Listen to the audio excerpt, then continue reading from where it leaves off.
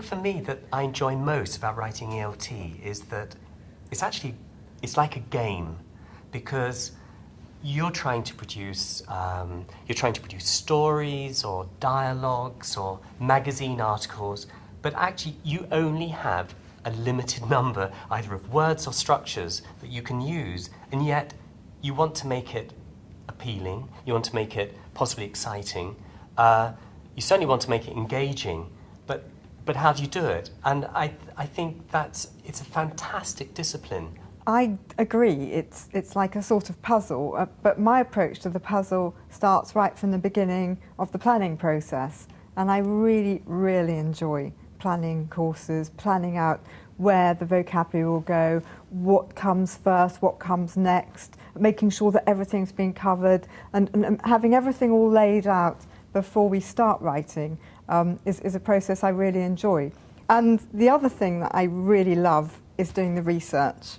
And I love looking for things in magazines, looking for things when I'm out and about, finding notices, finding bits of language, overhearing things that people say on the bus, listening to teenagers talk, writing notes. I've got little notebooks, and going on the internet when you've got an idea and finding that the idea you had was okay, but on the internet perhaps you're taken on a little journey and you find something really intriguing that you can then take as an idea and translate into something that you can put into your course book.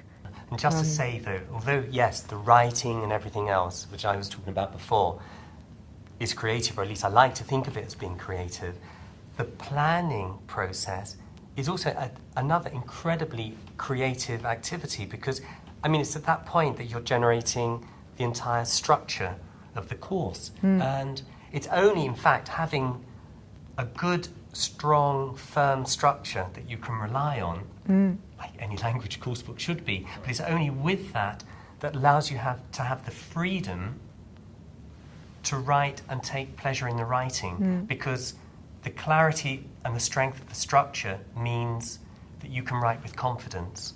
Otherwise, you'll just produce material which isn't right and it's not going to work.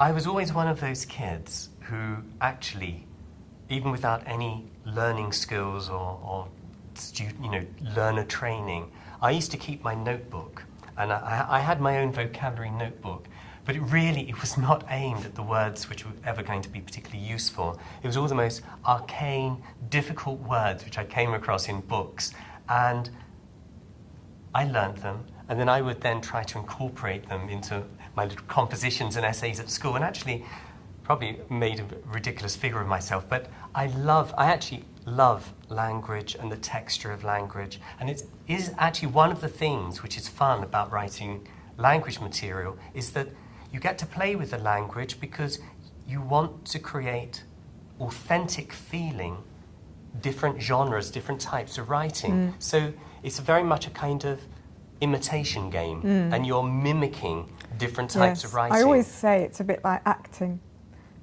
When you're writing, say we're writing a text, but we want it to be like a newspaper article, we're acting being a journalist. When we start shouting on the telephone. Or we're acting being a teenager when we write a blog, and you take on that persona. And I think if you can't do that, then the material starts to get very flat. So you kind of, during the day, you're being different people, your voices are different voices. And for that reason, my approach to English is very much a collector. I love being out and about listening to it.